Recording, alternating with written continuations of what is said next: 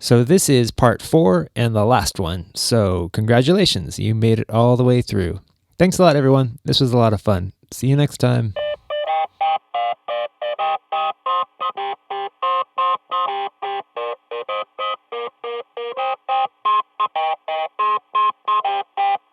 Got anything else you want to talk about? Yeah, so I want to talk about the deal with how to get my money from the government. So here's the thing: everybody needs money right now, and Yes. it's really hosting a podcast that's about a type of money that we talk about crypto and how it works, and we're discovering how money works and how banks work and all of these and how things. bad we are with it. And and how bad we are with it, and how bad everyone is with it, actually, except for the billionaires who happen to be geniuses. Yeah. Damn you, Chamath.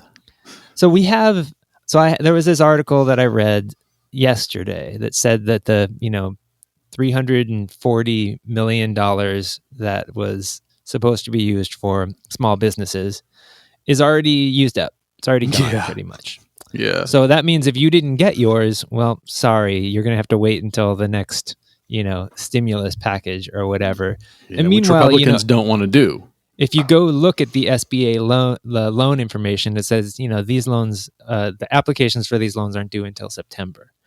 So it's like a lot of people are thinking they have some time and this money is going to be used up. And that got me thinking, like, okay, they're not allocating enough money towards to be used for small business loans.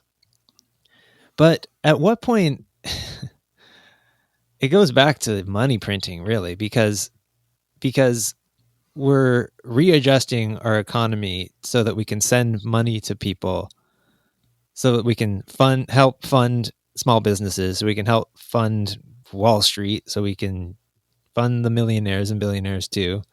Yeah.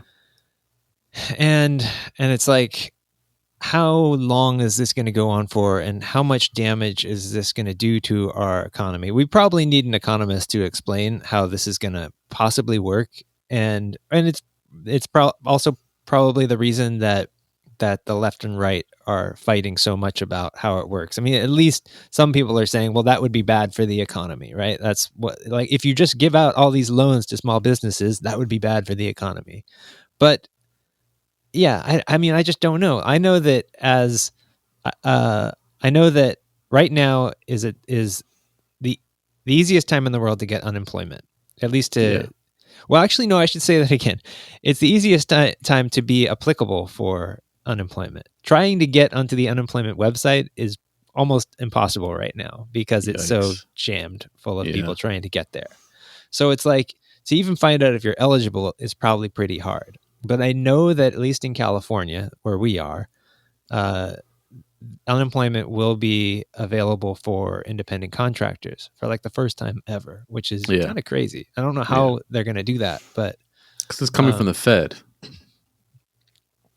Yeah, it is coming from the Fed. So I don't really know how that works. But if you do own a small business, or you're an independent contractor, or if you're what do they call it?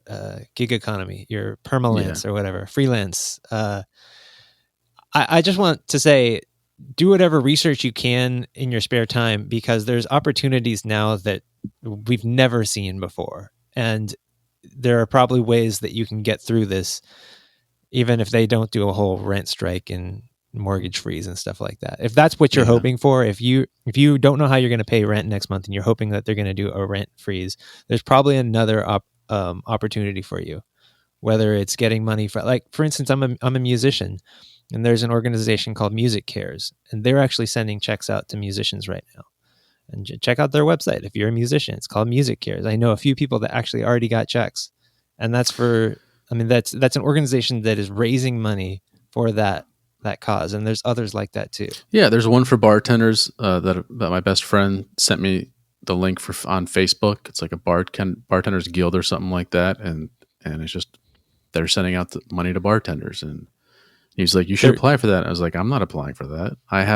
I work for a union company, and I'm guaranteed unemployment, and I will get the max for unemployment and then the $600 on top of that. I'm not taking money from somebody who isn't in a union and who would get like half of what I get. Like those people need that money. I'll survive.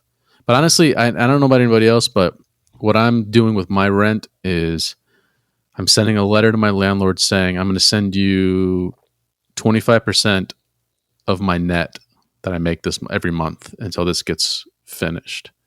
So it's like, that's it. I'll send him money, but I'm sending him 25% of the money that I get. Did you already send that letter? No, but I'm going to send it like in the next day or two. I'm just because I would think that a letter like that would really stress out a landlord, especially if they got a mortgage. But like, what can they do really? Dude's got like 27 properties. There's if no he's way overextended, that's his own damn problem. Like you can't get evicted right now. That would be. I mean, I don't think that's even possible. So, like the only thing that you're at risk at it's not possible to be evicted right now. They can evict me whenever the time frame ends. They can give me the letter, but even at that point, it's still like a 2 or 3 month process to evict somebody. So at least I would have time to get out and save up some money before I had to like move to Michigan or something like that and hang out with all the little dick gun-toting guys. Man, wouldn't it be like awesome if landlords were like all cool people and you could like talk to them and be like, hey, I'm having trouble. I'm having trouble with the paycheck right now since nobody has any work. Do you think we can work something out? Yeah. Well, my neighbor is an editor and he was like, and he already did this. So when he dropped off this check on the first, and he said, look, I'm not going to have any money to pay you. And he's like, he said something like, well, you know, you got to figure it out. And he's like, no. I'm letting you know you're not getting rent. I don't have any money. I don't have a job. So I'm just giving you a heads up. This isn't like me asking you. This is me telling you. He's like, oh, okay, I understand. And so he finally, I think it's finally starting to dawn on him that, you know, probably half, because he has like half his properties are in California, half of them are in Texas. Mm-hmm. And I'm sure he's realizing like, oh shit, you know, if we have mortgages on half of the properties, we're not going to be able to pay those mortgages. And this is a good thing. This is a good thing. This is a good thing if he loses half of his properties. Because if you've overextended yourself, because if you've overextended yourself by taking out loans, because he's doing what banks do, where you only need to have 10%. I see what you mean. You know, so he's putting 10% down, and he buys another property and starts renting it out, and he collects that rent and takes that money and puts 10% down on another property, and he keeps doing that over and over and over again.